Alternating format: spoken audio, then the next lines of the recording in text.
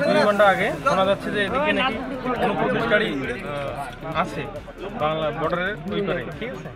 তো এই জন্য আমরা আসলাম, এসে দেখলাম যে 15 থেকে 16 জন অনুপ্রবেশকারী ওখানে বসে, এই জন্য আমরা ওরা কি সীমান্ত পেরিয়ে মানে এই দেশে ঢোকার চেষ্টা ঢোকার চেষ্টা করছে। বিএসএফ তাদেরকে আটকে দিয়েছে। হ্যাঁ, বিএসএফ আটকে দিয়েছে। তাহলে একটা সমস্যা হতে পারে। না সমস্যা আর কি হবে, কোনো আমাদের নিরাপত্তা তো আছেই, মানে এখানে তো কাঁটাতারে বেড়া আছে, আমাদের সুরক্ষা বাহিনী আছে।